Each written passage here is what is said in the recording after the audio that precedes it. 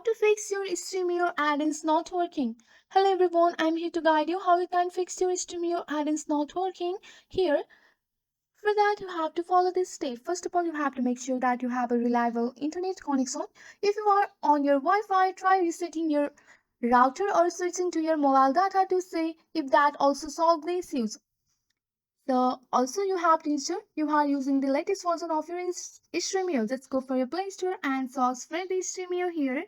Once you have searched for the Stremio, you have to check for any update available on your App Store or Play Store here, which also can often fix bugs and improve compatibility with add-ons.